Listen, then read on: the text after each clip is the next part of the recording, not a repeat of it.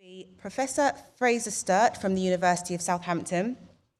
Professor Sturt will frame the session in terms of research, and discussing the elements to drive change will be Carolyn Abel, Head of Culture and Tourism at Southampton City Council, and Bernard Donoghue, OBE, CEO of the Association of Leading Visitor Attractions, and John Newbegin, OBE, Ambassador of Creative Industries at Mayor of London. Welcome to the panel.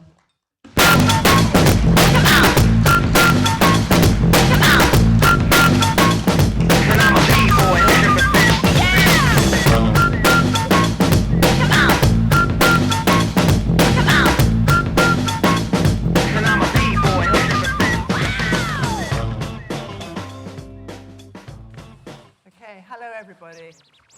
Welcome to this first session, which is entitled Driving Change. And I hope it's going to really frame the other sessions for the day. I'm Sue Woodford-Hollick, and I'm the chair. My background is television and the arts. I was one of the founding commissioning editors of Channel 4 Television, and I also chaired the London region of the Arts Council and sat on the National Council for a number of years. But I'm here as a trustee of the Southampton Culture Trust, which launches in April. And I was also a member of the SO25 City of Culture bid. So I was very actively involved in guiding and supporting the absolutely fantastic team that put in that bid. And we were so close to winning. I mean, that close to winning. But for me, I think the most important and lasting things about the bid process was, as you've heard, the way in which the entire city seemed to come together. I mean, for the first time, I think, diverse communities, arts, heritage, sports organisations, the city council, the universities, businesses, individual artists, entrepreneurs actually talk to each other, sometimes for the first time, and they express their views and their needs, and they work tirelessly to put culture in its very broadest sense at the heart of the city and the bid. It was inspiring, and as the new Culture Trust, we are determined to preserve that spirit of creativity and collaboration and excitement and build on it. And we want very much to invite you to be part of creating the legacy that will transform Southampton and the region through investment in culture, festivals, events, and tourism. So to explore how we can actually achieve this, I'd like to ask our very eminent panelists to introduce themselves. You all have 3 minutes to say who you are and why you're here. Bernard. My day job is a brilliant job. I represent all of Britain's top museums, galleries, cultural spaces, cathedrals, castles, zoos, gardens, safari park. I have a lovely day out, basically, every day, and leave through a gift shop. Second, you should see my house. I mean, seriously. I chair the Bristol Old Vic Theatre, the oldest continually working theatre in the English-speaking world. I chair the People's History Museum in Manchester, which is the Museum of Democracy and People Power.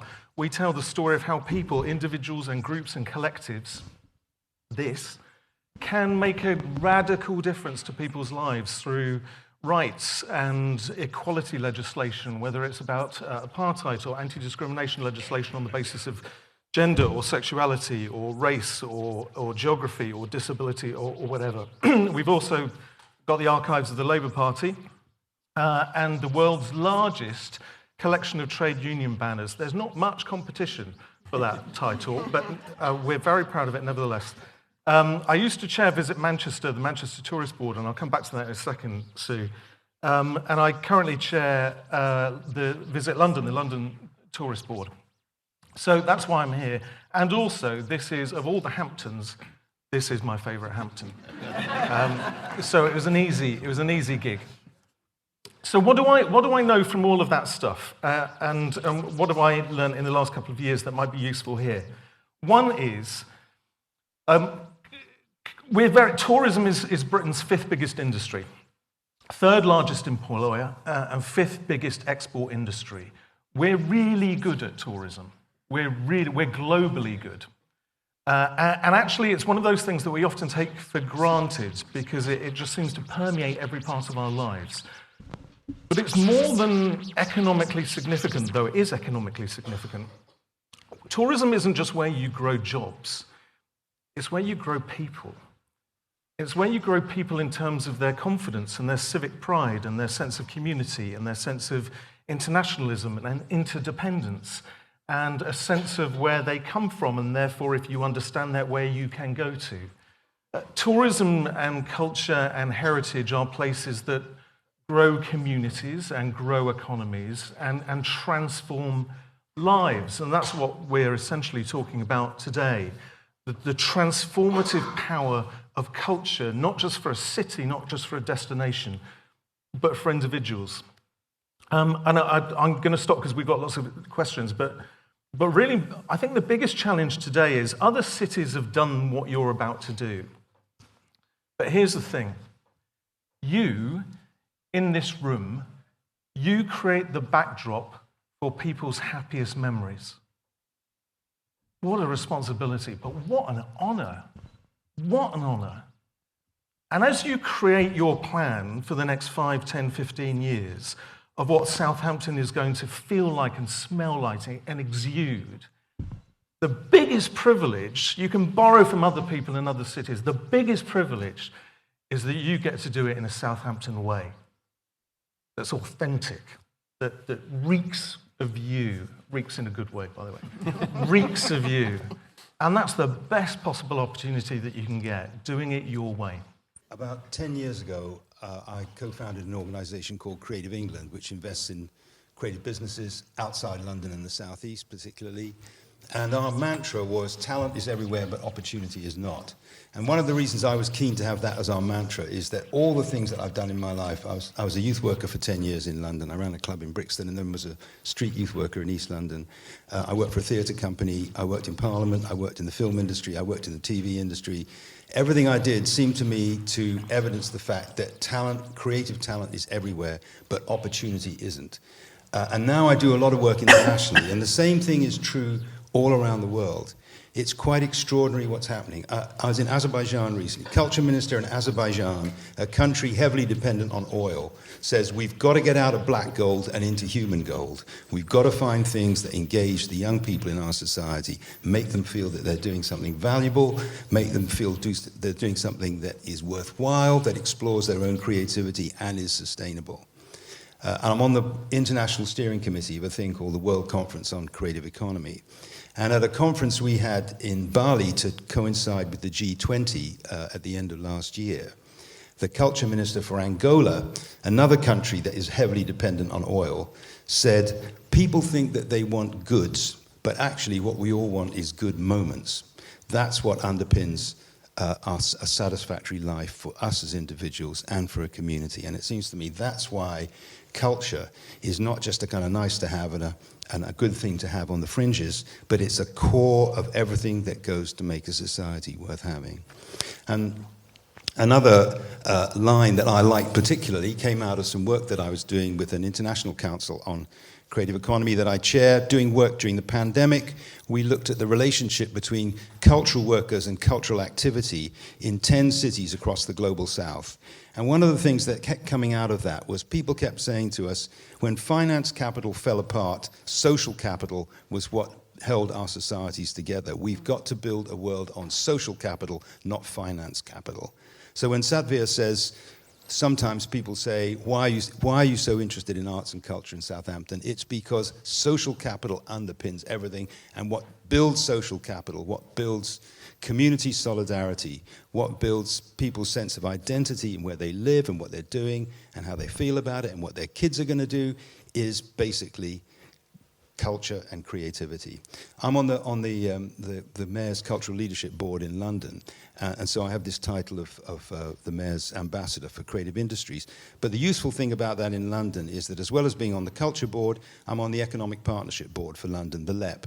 And in London, we try and get economic strategy and economic policy and culture strategy and culture policy to work together as closely as possible. So culture is not just about high art, it is about how people live their lives and how people make their livelihoods as well as living their lives. And that's why thinking about this in the context of a city like Southampton seems to me absolutely crucial. I'm really looking forward to today. It's a privilege to be here. I think the energy that you've brought and that Claire Whittaker and all her team have brought to what's going on here is fantastic. One of the things that strikes me is that as Lord Parkinson said, so often with the City of Culture, it's not winning the bid that matters quite as much as getting the energy going. And I'll finish by saying, in London we have this Borough of Culture idea, which is the same as City of Culture. The first one was Waltham Forest, not a particularly sexy, attractive borough in East London. But at the end of the year, the leader of the council said, one of the things that it's done is completely change the way the council works. Everybody in the council now understands that culture is a crucial element that runs through everything we do. And I think that's what comes out of the kind of process that you're involved in here in Southampton. Thanks. And our final panellist is Carolyn. Carolyn, I know you're in some pain, which is why you're standing, but don't feel that you're not a part of us. So, thank you. So, I'm Caroline Noble, Head of Culture and Tourism at Southampton City Council. So, yes, apologies, I'm not being a dramatic queen. I just can't sit for very long because of my sciatica. And the thought of trying to get off the chair on stage in front of an audience is a bit too terrifying. So forgive me. So my connection to Southampton starts with love. My parents met at University of Southampton many years ago, before they emigrated overseas. And via Rome, we ended up in Scotland, and I've been working my way south ever since. So I'm delighted to be here in Southampton. And I arrived in May 2018. So it was a privilege and honour to arrive in a city that was really ambitious and thinking about City of Culture. Slightly terrifying for me because that's not what I was brought in to do. But I'm really privileged to be part of that journey in the last few years. And the fact that we were building on something that already was here in Southampton, a long time. This stuff doesn't come from nowhere.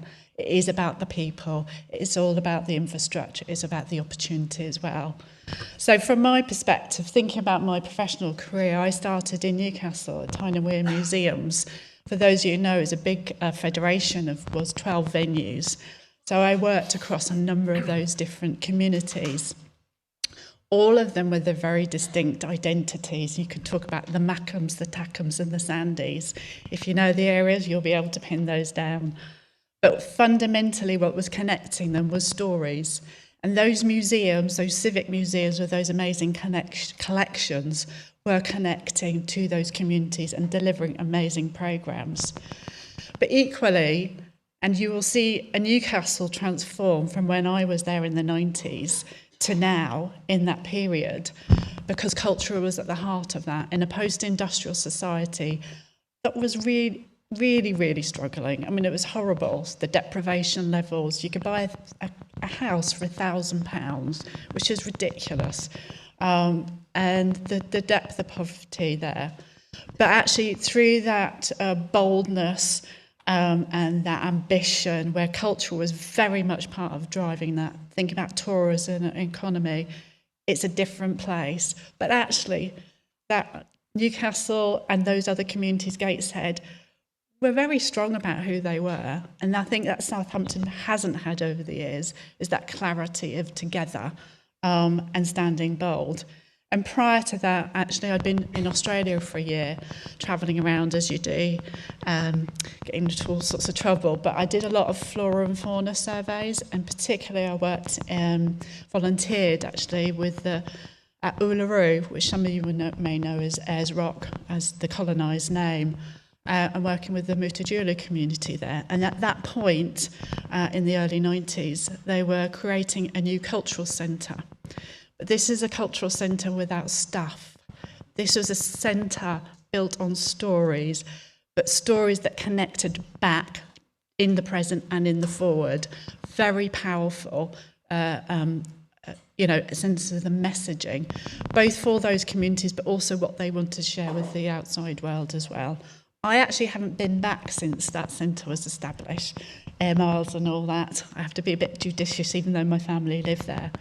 But the commonality for me has always about stories, and the stories that bind us, and the stories that take us on a journey that look forward. And Southampton has that in buckets. And the other aspect of this was, for me, it was about communities taking control and in charge, not waiting for other people to tell them what those stories are or what they should be. Because my view is, you might not like the stories that other people tell about you, so take control and tell your own story. One of the key elements of the City of Culture bid was based on the huge amount of research and consultation that went on. I think there was something like 149 hours of talking to people to find out what they felt they needed in terms of culture in the city. And the person that was absolutely key to that was Professor Fraser Sturt, and he's going to put our conversation before we started in a context, really. In a couple of minutes. So yeah, hello, my name's Fraser. 3 minutes. Less than 3 minutes, hopefully. And I'm from the University of Southampton, and I'm an archaeologist by training, and culture and heritage are really central to what I do, but different lines of data about how we understand who we are and how we operate. And to my embarrassment, I've lived in Southampton for 20 years, and I learned an incredible amount through working with a really substantial team across both universities and the City Council, and with over 8,000 people in the city, because this was a job of co-creation to understand not only what Southampton is, but we all thought it could be, and that was a transformative action.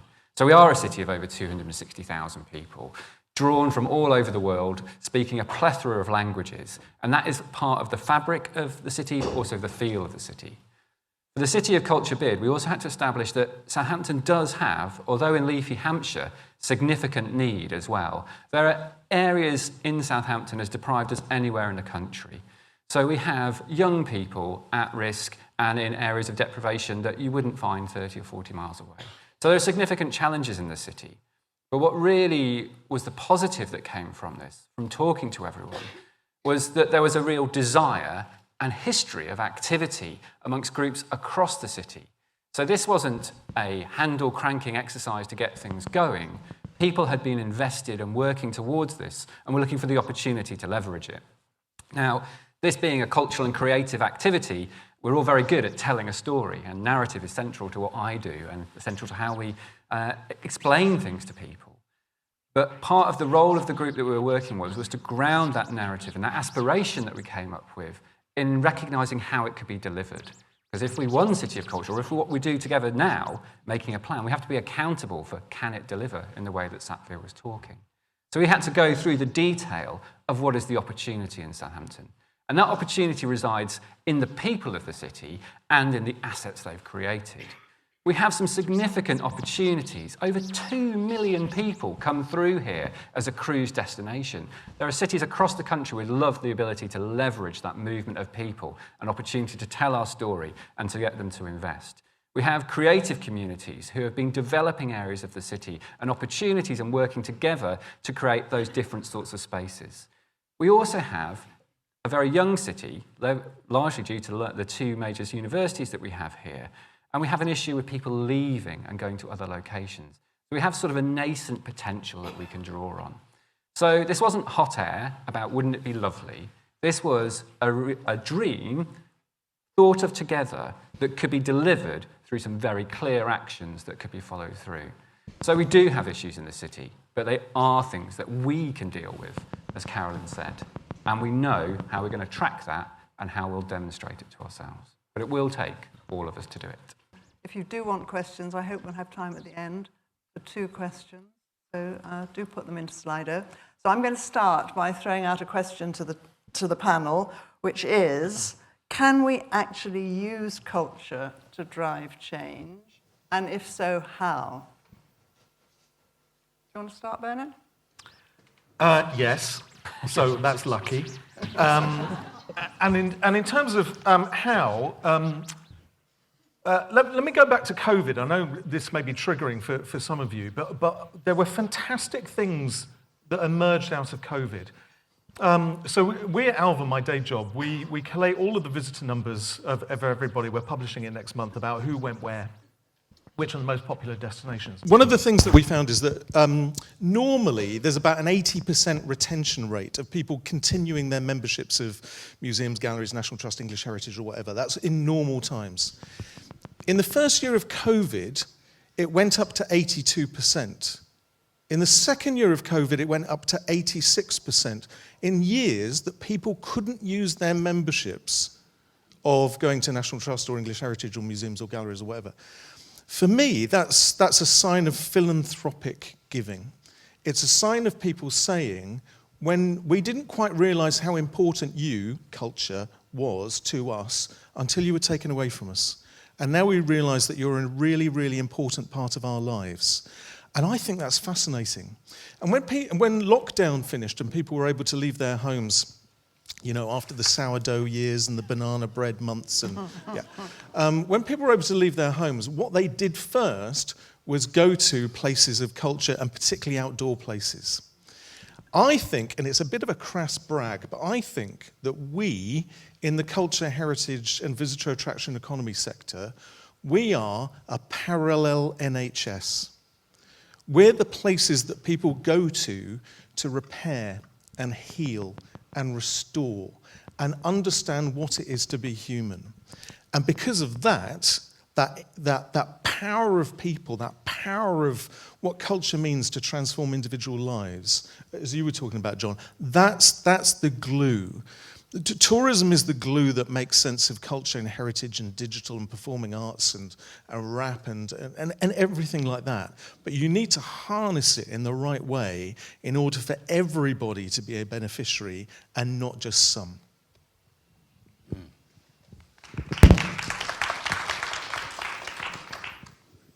I agree with you, Bernard, that I think COVID demonstrated how important culture is to everybody's lives. At the time that the cultural industries and the creative industries were on their knees, actually culture was at its strongest, and we tend to forget that. I mean, I think a really simple statement, the Jerusalem Dance Challenge during COVID had public service workers all around the world out demonstrating and celebrating. It's absolutely extraordinary, the extent to which that's true. And people want to have a sense of identity. I think one of the things, I remember even when I was at school, doing the geography of Britain. You know, St Helens was glass, Sunderland was shipbuilding, Newcastle was coal, Southampton was ships, it was sea. And now our cities don't have that same kind of distinctive identity, and people like to have a sense of identity. We have to create the sense of identity that builds the city that we're in, and I think that's where culture is important, because if a place has got some element of distinctiveness, it's not just that it can attract inward investment and bring visitors in. You were talking, Fraser, about the huge number of people that pass through Southampton, but maybe they don't kind of clock it's a place to stop and visit. So what do you do with that? How do you build on that? And of course, as well as attracting visitors and inward investment, it's a matter of making sure that the people who live in the city feel that it's a place that they want to live. And there's the other point you were making, that it's somewhere where people will stay and find work that doesn't just pay the bills, but gives them some kind of satisfaction and gives them a community in which they want to live and they want to bring their kids up. And I think, you know, there's a UN report in about 2013 on looking at creative industry initiatives in cities all around the world. And one of the conclusions they came to was all the best policies and interventions come not from looking at an area's needs, but looking at its assets and capabilities. And I thought that was a really profound observation, that so often when we're thinking about policy initiatives, particularly around culture, it's, you know, let's drop a little bit of culture into this deprived area and it'll change it. That is absolutely the wrong way to set about doing things. It's looking at what are the assets, what are the capabilities, what's the heritage of the place, what's the strength of the place, what's the identity of the place. That's what you build on. And that brings not just social and cultural benefits, but economic benefits. And that's being demonstrated all around the world.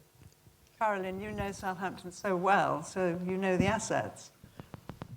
Well, I don't know if I do yet. I'm still discovering, and I think that's the point. You know, we're on that journey and uncovering. But there are phenomenal assets in Southampton, but at the heart of it is people. You know, it's the people that make it, as well as the physical.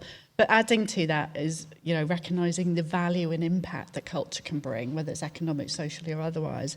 But the core in terms of how comes to people, and a lot of that's to do with leadership. And that's the collaborative leadership, and that sharing and that willingness to not be territorial, because that's where things fail. When you put your arms around things and close off, you have to be open and be vulnerable and expose. I think that was what was magical, actually, with the City of Culture bidding process, was how generous everyone was with their time, their ideas, their passion, their enthusiasm, and how they connected to other people, and channeling that into what was an amazing bid. You know, we don't talk about losing, we talk about we are a silver city and we're amazing with the others that were the finalists as part of that process.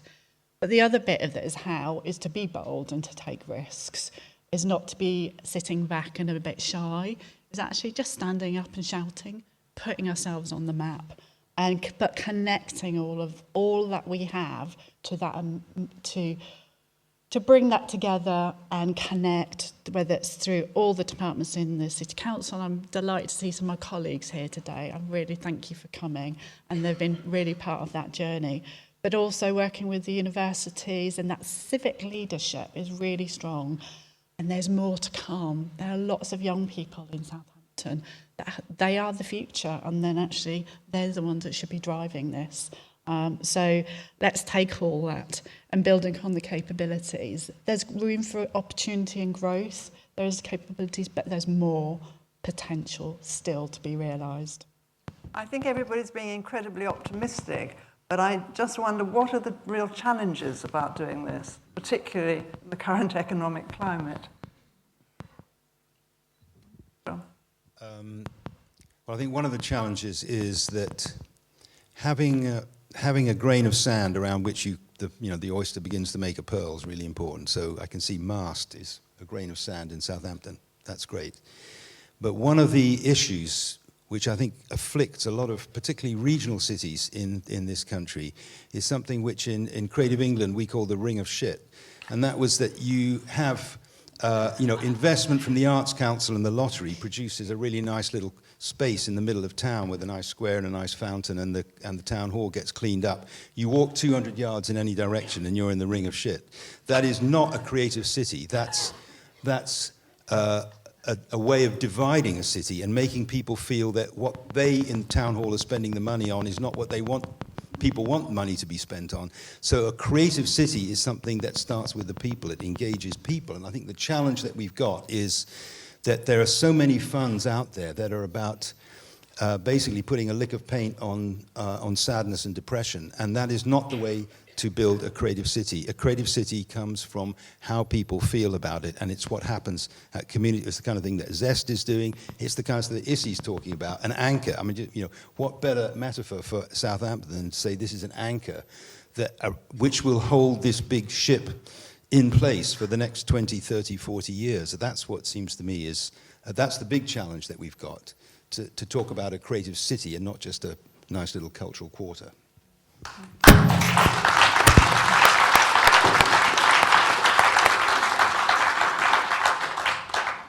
Well, John wins the competition for most memorable line of the day. Well, Favourite Hampton of the... No, ring of shit. Honestly, that's a scene stealer. Let's not pursue that. Let's go back to one of the earlier things that you said. I was really struck when doing some research for this morning that 4 million people got off and on ships down the road in 2019. It's incredible. Incredible. Now, 4 million people, that's more, bear with me, because I'm pub quiz bloke. 4 million people is more than those who went to Longleat, UK Parliament, London Zoo, and Hampton Court Palace that year. That's extraordinary. But the economic effect here in Southampton of those 4 million people, I'd argue, relatively negligible. And therefore, one of the things, if we're going to be really honest about one of the challenges, it's how can you harness that huge economy on the doorstep for the people of Southampton right here, as opposed to getting them on buses and going straight to Stonehenge, which is one of my members, so, fine. But honestly, that's one of the greatest challenges. And I suppose one of the other greatest challenges is ensuring that everybody is signed up to this. I remember when Glasgow went for City of Culture and then Commonwealth Games, they said that everybody in Glasgow was an ambassador for tourism. And it's absolutely true. And one of my tests still is, if I get out at a train station, because I don't drive, if I get out of a train station and I get a taxi to go wherever I'm going, I'll always ask the taxi driver what are the best things about whatever city. And you can gauge civic pride from taxi drivers, good or ill. And actually, so everybody being an ambassador for the city, for the destination, I think is absolutely key. But on the flip side of all of that, why I think we're all so positive is because we've all seen in various ways the transformative effect of culture and heritage and tourism, both for people's lives but also for destinations and cities. But that does require, as you were saying, John, for every department within a city council, for every department within an economic partnership to get it and do something about it, and to subscribe to that agenda, which is common and aspirational, and to see culture actually as part of their own functions, not just hived off in another bit of the city. Carolyn. John, do you want to go in first? You've obviously got a direct point. Just a quickie, thank you. You talked about 4 million people, 2 million getting on and 2 million getting off is 4 million people, you're right. What I was going to say was, if visitors come to Southampton by water, then does that mean anything to the people who live in the city? Are the people in the city aware of the water? And what I'm thinking is, in London, Richard Rogers always used to say, why does London turn its back on the river when the river is the glory of London? And one of his obsessions all through his life was, how do we open up both banks of the Thames through London for people to walk and cycle and enjoy? And that's beginning to happen. And it does mean, as pretty much a lifelong Londoner, the Thames now has a completely different role in the life of London from what it had 30 years ago. And if Southampton's going to celebrate 2 million people going through the city, that's got to mean something to people who live in the city, and that means celebrating the waterfront and doing something with the waterfront. It's really crucial, not for the benefit of visitors, but for the benefit of people who live here, so you feel you do live in a port city and not a city that just turns its back on the water, which is how it feels a little bit at the moment.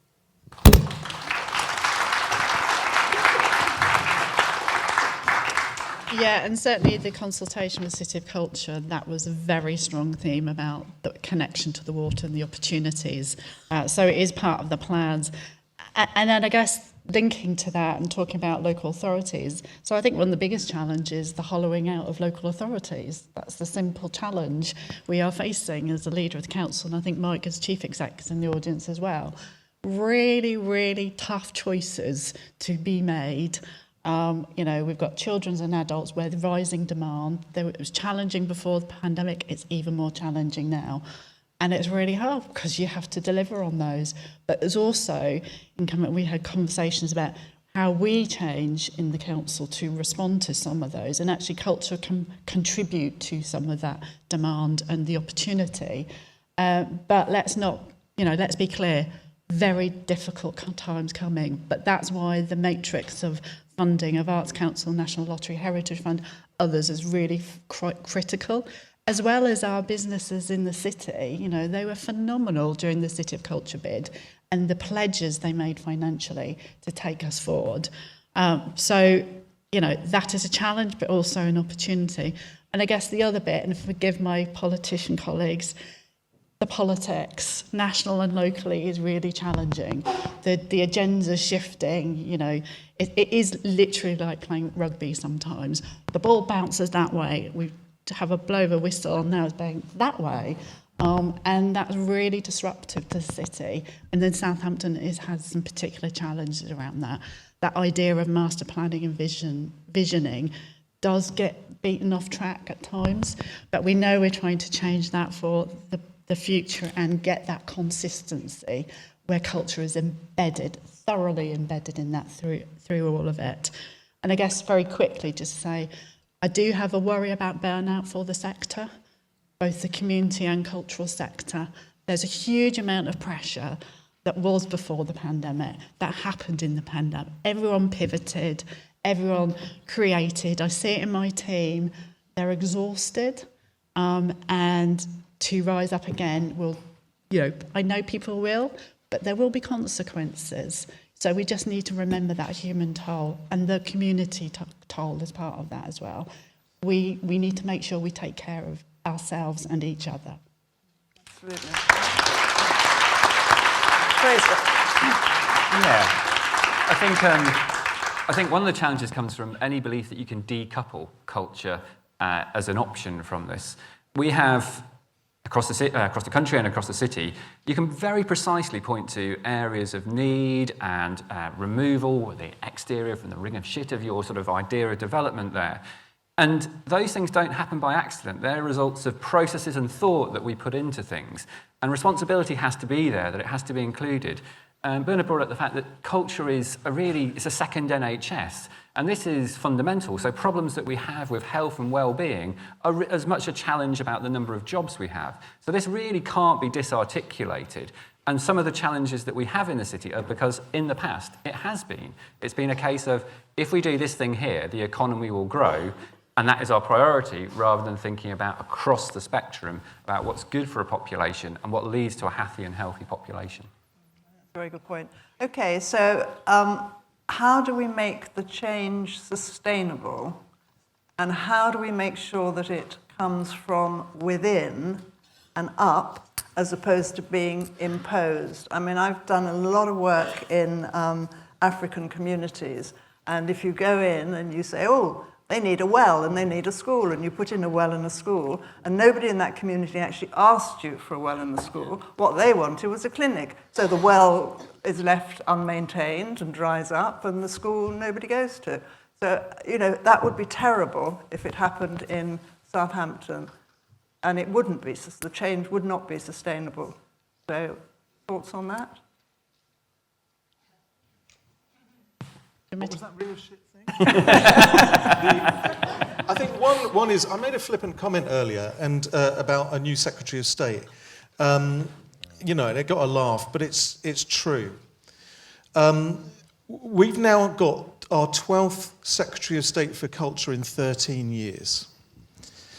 That doesn't make for consistent policy making. It doesn't even make for good corporate memory within the Department of Culture, Media and Sport, which until last week was the Department of Digital Culture, Media and Sport. I'm now on my, I reckon it must be 17th tourism minister since I started in tourism. I mean, it's worse elsewhere across Whitehall. We're now on our, I think I read a tweet this morning, we're on our 7th housing minister in 5 years. None of that. I mean, we know that we live in a chaotic political world for all sorts of reasons that we can understand. Inconsistent policy making is a threat to good long-term planning, whether it's about housing or culture or economic development. So that's one thing. And John and I were in a meeting of the Mayor of London's Cultural Leadership Board 2 weeks ago, and Sadiq has been there as a constant presence over 6 years. And we've had 6 years of constant, consistent policy making on everything from air pollution to traffic. Some people don't like that. From air pollution to traffic to boroughs of culture to policy making over arts and all the rest of it. What that framework has done is provide people with clarity as to what the objectives are, how they can contribute to that, and what the outcomes are expected to be, so they can have a vision about what they're trying to achieve. Now, I merely pose the point that if you have inconsistent policy making and indeed individuals, you don't get that. And so one of the threats, I think, is that. The second is that we all get in the cultural sector our mandate, if you like, from our audiences. It's the quickest mandate ever. If people don't like what you're doing, they don't turn up. I'm a strong believer that love is showing up. And if they don't love you, they don't show up. I see this all the time. Well, not all the time at Bristol Vic, because we're really good. But if we weren't, audiences wouldn't come. So the freshest mandate, the most moving political mandate that you can get is people telling you that they don't like what you're doing because they don't come. And so really getting an understanding of what people will come to, what they will consume, what they will emotionally purchase, that needs to be driven by the people and not, as you were saying, Sue, imposed because it just happens to fit a framework that we're all kind of used to and is replicable elsewhere, and we just ship it in. I'll go back to what I said at the beginning. You have the most extraordinary opportunity now to do something which reeks of Southampton. And that's a huge privilege and a massive honour. I'm going to say the same thing as you, really, but I'm going to say it slightly differently. Clifford Geertz, who's an American anthropologist, defined culture as stories we tell ourselves about ourselves. And I think it's a pretty good definition. I love what Claire Whittaker was saying earlier on about the depth of research that went into preparing the City of Culture bid, doing something in every single ward. And picking up on what you were saying, Sue, you remember that the Labour government, the second Labour government, Blair government, had a Building Schools for the Future strategy, which was spending huge amounts of money rebuilding schools. Prestige architects came in and so on. John Sorrell, through his foundation, had this idea of making kids in the schools the commissioning groups for some of these architects. And one of the consistent things that came out of every single school where the kids were the commissioning group was that there were three things that they were all concerned about. Number one, toilets. Number two, what are the arrangements for lunch? Number three, what happens if it's raining in playtime? No architect had thought about any of those things whatsoever. And to me, that is the message. You find out what works by talking to people, what their aspirations are, not what your aspirations are for them. And of course, part of that is consistency, because that process takes time. You can't do it in 5 minutes. You can decide to build a swanky building in 5 minutes, but you do not build a cultural strategy and sense of identity for a city in 5 minutes. It takes time. So there has to be consistency. Absolutely agree with you. Thank you, John. And I guess the thing I would point to, therefore, is also listening to the quiet voices. Quite often, a place can be dominated by big organisations, very confident voices, but actually there's a lot of value in those quiet voices that are not in the centre, that for Southampton, which is a fragmented city, there's a lot of knowledge and capability, and that's really, really valuable in terms of the sustainability, because that comes ownership, that's that direction, that's taking control, and there's that authenticity that comes with it. And the other bit is also thinking about how we take a holistic approach as a place, a city, a region that connects. You know, we have some amazing partners across the region, and we are part of that story, and it's connecting to that. So that holistic ecological approach. So for me, the other bit is also looking to other models. So it's great. Last week, Claire and I went in Armagh to hear about what they're doing there. Just very thoughtful, stimulating. But I'd also like us to be really bold as a city as a whole. You know, Amsterdam had already begun a conversation on donut economics, which is about the planetary boundaries and the social foundation. And they have used that as a model to come out of the pandemic. Is that something we should also be looking at and be really bold about that? It does take risk, it's time, but this is about sustainability. Climate change is the biggest threat to all of us, and we cannot forget about that, whatever we think. It is the biggest threat. And just so you know, I have to declare my dad is a climate scientist, has been in prison and will be in prison again as an 80-year-old. But it's really important that we are part of that conversation, because actually culture and the stories that come can help us address some of those issues and that communication. So they're, for me, the really important part of building what colleagues have said. Well, I'm going to take some audience questions in a minute, and I hope Slido's telling us great. But before we do that, I just wonder whether any of you have anything to say about what you've seen are the strengths of Southampton. I mean, what should we be really focusing on, because they are our main strengths in terms of driving change through culture? Oh, well, this room. I think, you know, Yes. the fact that there's leadership here, the fact that there's real commitment here, the fact that there's a desire for change, there's a recognition for change, that's what makes the difference. There's got to be strong leadership and consistent leadership, and it does feel like that's here to a really extraordinary extent, given the fact that the response to not winning City of Culture bid could have been the opposite. It's not been like that at all, and I think that's the key to it, and that's what provide grounds for optimism, I would say.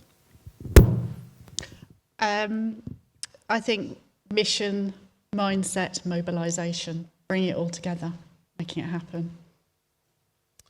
For me, it's the general and the specific. So the general is, and this sounds trite, but it's true, is people. We know from my day job, museums, galleries, heritage, cathedrals, all the rest of it, people go to those initially because of what they've got, their collections, but they return because of how they were treated and how they felt. Therefore, people come to Southampton because of what you've got, but they'll come back because of how they were treated and how they felt. So that's a really simple, trite, but true thing. And down to the specific, I don't know whether the people of Southampton really appreciate that you've got one of the most significant, important civic art collections in the whole of the United Kingdom. Honestly. That's where I'm at lunchtime. Before I have to go back and meet the new Culture Secretary this afternoon. God, this is repetitive. But it is those things, and it's about being critically honest about assets rather than challenges and opportunities, but assets and relationships. I chair the National Trust region for London and the South East, and we had an away day yesterday, and we were looking at drawing up our strategy plan for the next 10, 20 years, and it includes absolutely climate change. And so, you know, we absolutely know that we need to plant more trees, not just because planting more trees is a good thing, but to provide shelter and shade for people when every future summer looks like the last one, bluntly. So climate change is a really important imperative. And so one of the things that we were focusing yesterday is what have we got and what's important, to answer your question, assets and relationships. And it's not more complicated than that.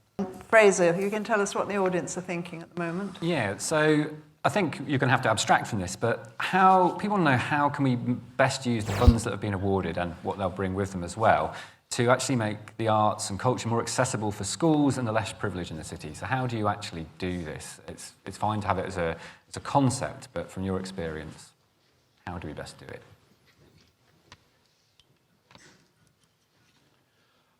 Silence? Do what Claire says, I think. Sorry. Oh, yes, okay. This is where you do need Claire on the conversation. She knows the details. So yes, there's within the what we're planning is there is a lot of free stuff in the programme. So that makes it accessible. It's recognising where we are financially. But I think the other bit is also the types of stuff we're planning to deliver. So again, building upon what was in the City of Culture bid. So for example, I think I'm allowed to say these things, a mass participation event led by Mayflower Theatre with the RSC, building on the Henry V and the Southampton plot. So place specific, but creative, active and co-creative as well.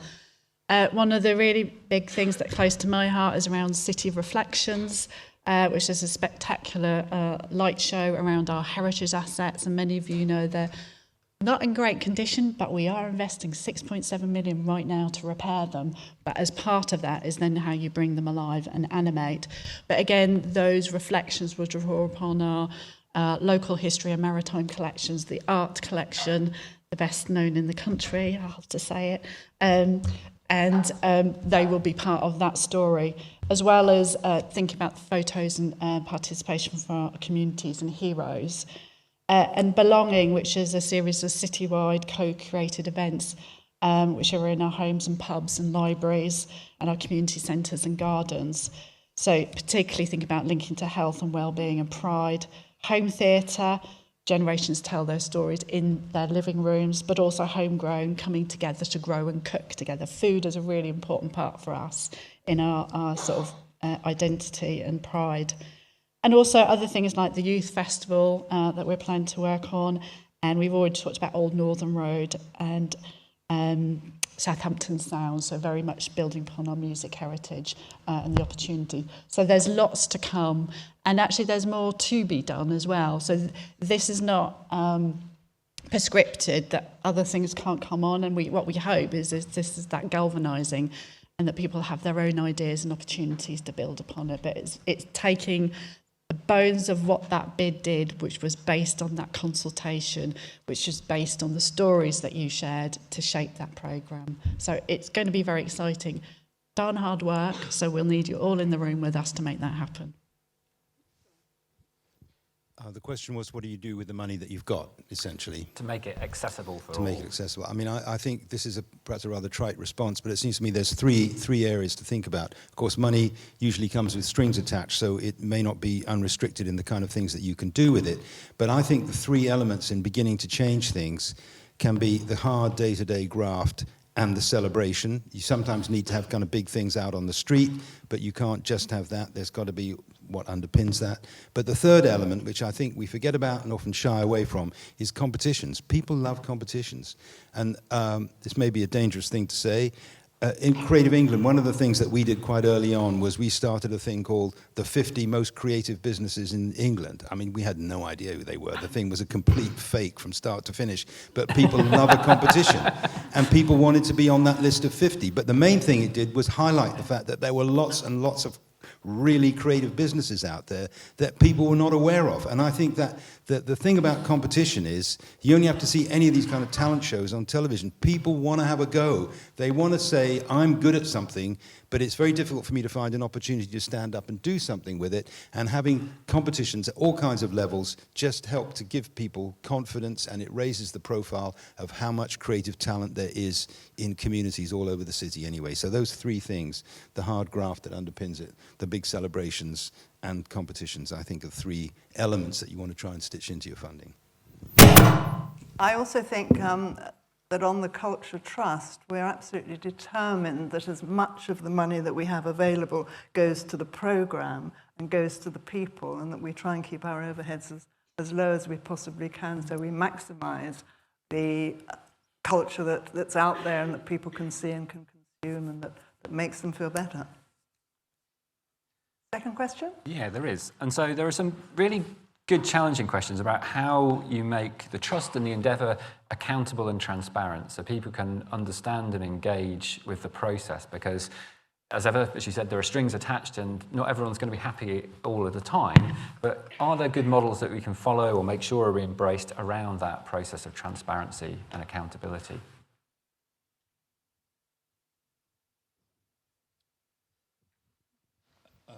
I'm sure you've got much better answers than I have on this one, Bernard. It's kind of your core territory. But I'm on the Royal Docks Management Board in East London. It's a huge enterprise zone.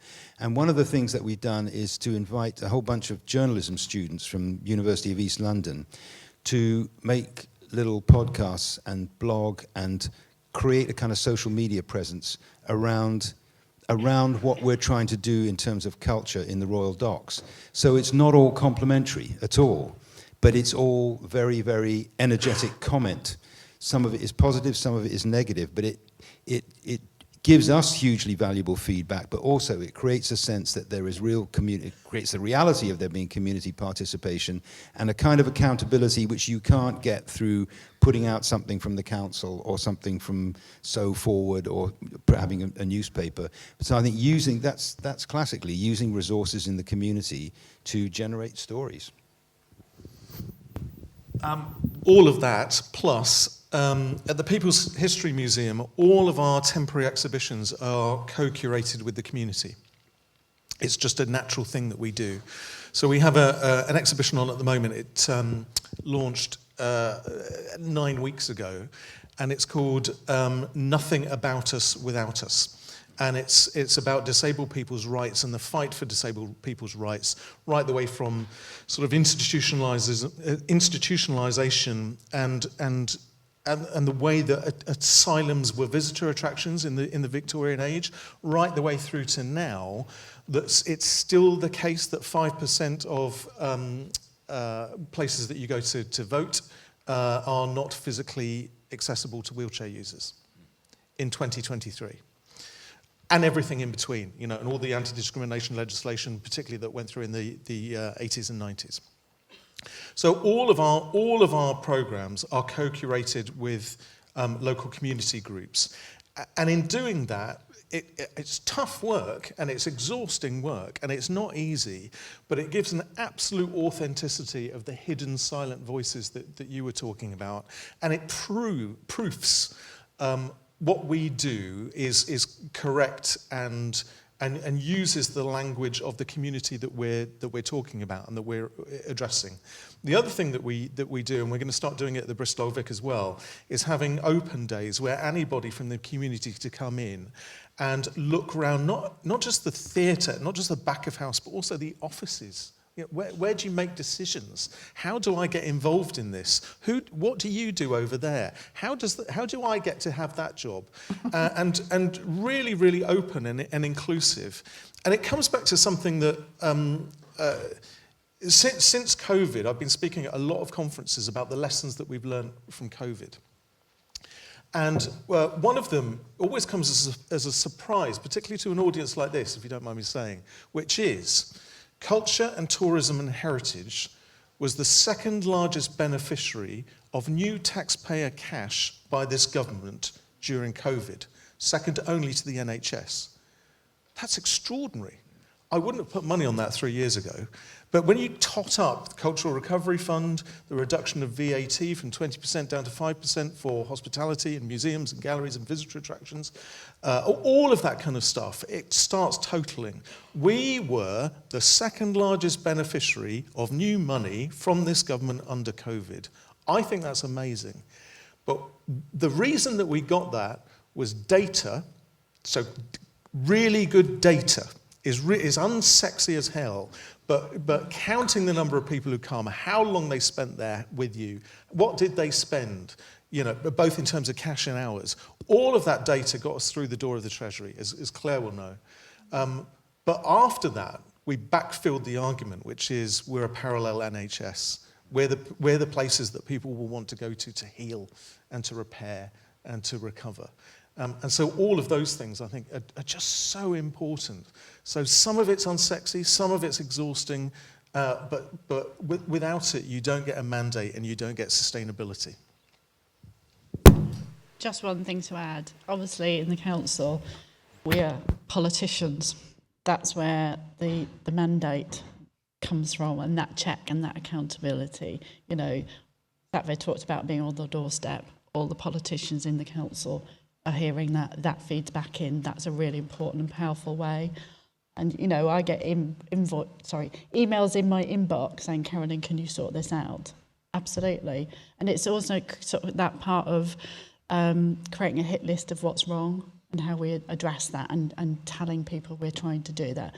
So there's a need for improvement in terms of communication and that engagement. And I know it is difficult. We are really busy and our heads are just trying to make things happen. So we have to rise up, including me, to feedback and share and listen is really important. I think also one of the problems is that since the bid, there has been a bit of a hiatus. nobody's quite known what was happening. We were moving into the new trust. The new trust doesn't launch until April. I mean, we have absolutely every intention to be as transparent and as open as we possibly can be, but you just haven't heard from people for a while, and I can understand that people are getting, wanting to know, is something happening that we don't know about? Well, the answer is no, there's nothing happening that you don't know about. We will be communicating with you as frequently as we possibly can and make sure that you're informed, and I think today is the beginning of that process, so I hope you'll understand that. So one final question, because I'm seeing a clock up there which is already at 0, which probably means I should have stopped by now. We started early then. We started early. So a very, very quick final question from all of you. If you had one piece of advice for Southampton, what would it be? I'll start. Okay. Starting with love. Starting with love. Starting with love. So be in charge of making the cake you want to eat, that you want to share, and that you want the children that are still yet to be born to enjoy as well. So take control. Fraser. I think it's carry on together in the way that we started with the bid, because it's been amazing. John. Consistency over time.